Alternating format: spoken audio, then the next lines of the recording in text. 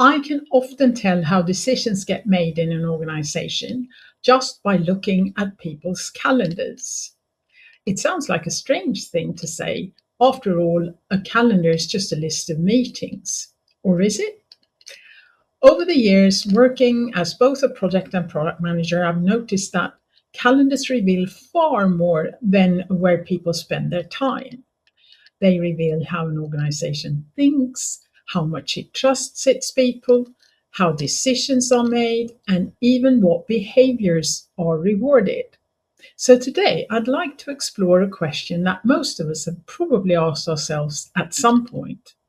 Why are some people's calendars completely full, whilst others somehow seem to make time for themselves to think?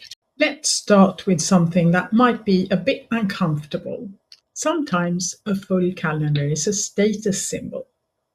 Think about the language we use. I'm booked solid. I don't have a free slot until next week. My calendar is crazy.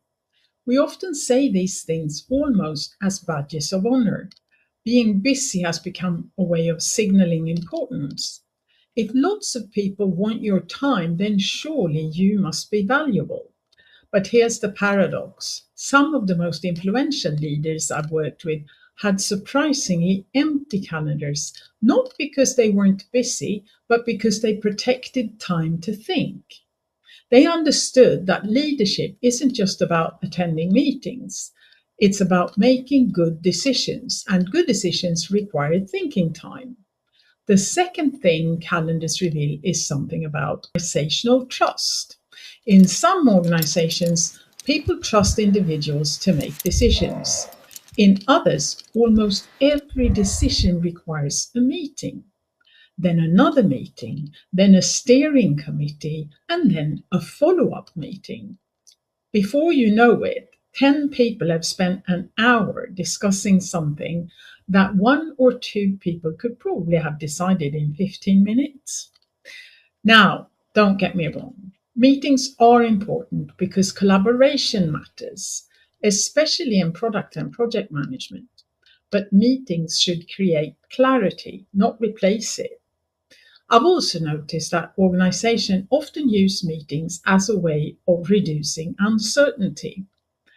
When a project becomes risky, what's the instinctive response? Schedule another meeting. When stakeholders disagree, schedule another meeting.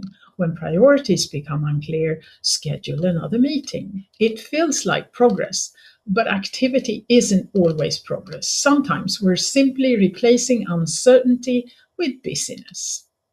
And then there is something I find fascinating. Meetings often become a way of spreading responsibility. Imagine making a difficult decision on your own. That's risky. Now, imagine making the same decision after discussing it with 12 other people. It feels safer, even if it takes 3 weeks longer. In some organizations, meetings aren't really about making decisions, they're about making people feel comfortable with decisions. That's a very different purpose. Another factor is simply how people think.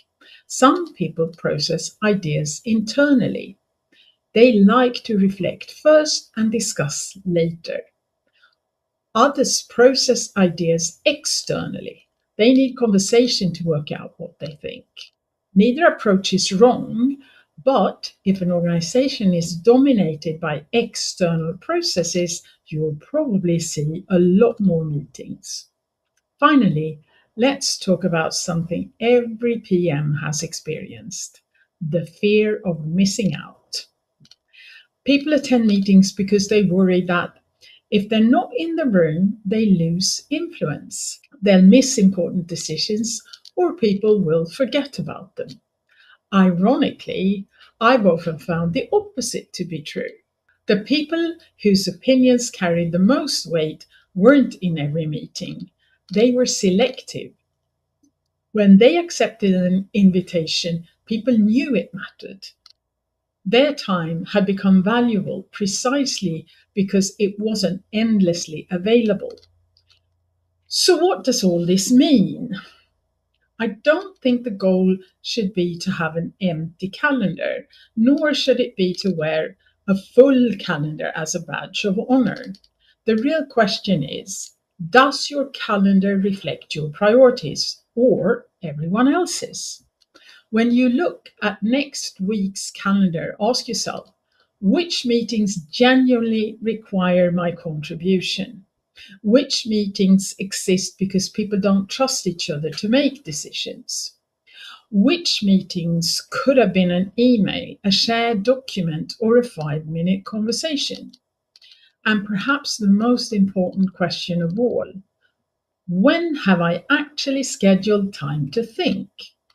Because here's something I've learned over the years. Projects don't fail because people don't attend enough meetings.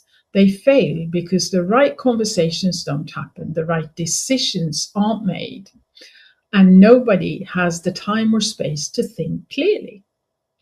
Your calendar isn't just a schedule, it's a mirror. It reflects your priorities, your habits, and often the culture of the organization you work in. So the next time someone proudly tells you their calendar is completely full, don't ask how busy they are. Ask yourself, what does that calendar say about the way their organization works? I'd love to hear your experience. Have you worked somewhere with an amazing meeting culture or somewhere that seemed to have meetings for every decision? Let me know in the comments. And if you want to get to the bottom of why people in your organization fill up their calendars, view my 5 whys video for root cause analysis. I'll see you in the next PM Influence Lab video.